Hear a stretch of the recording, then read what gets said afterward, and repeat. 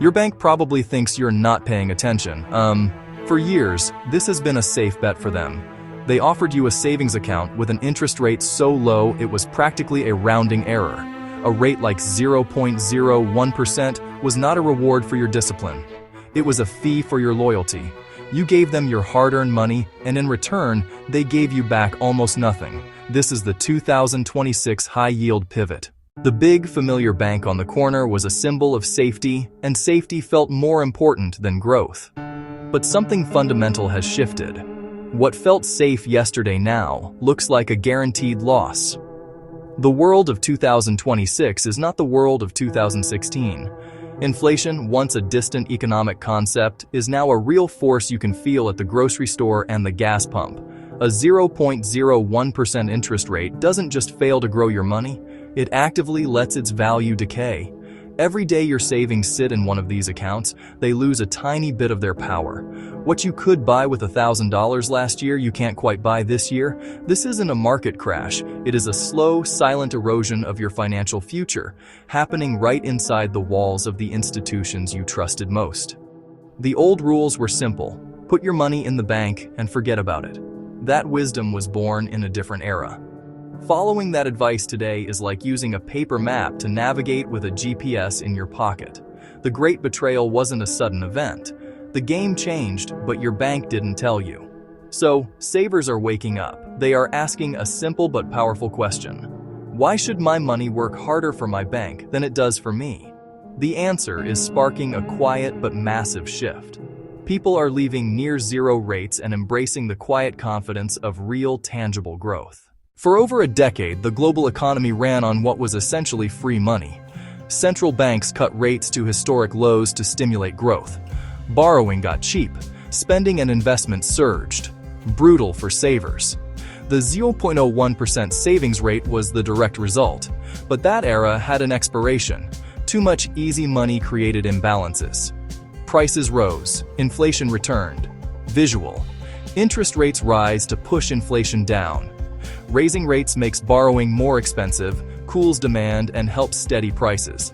Now savings can finally earn a real return again, but big banks are slow to pass it along. Newer players use higher savings rates to win your deposits. Competition gives you the advantage. The end of free money created an opening for you to finally get paid what your savings are worth. One of the simplest and most effective tools is a bond ladder. Instead of one maturity date, divide your money across bonds maturing at different times. Imagine $5,000, $1,000 in each of 5 rungs, 1 through 5 years.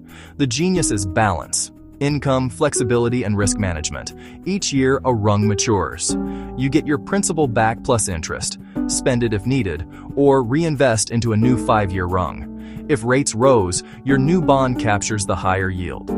You steadily improve returns without predicting rate moves. You know exactly when each bond pays out.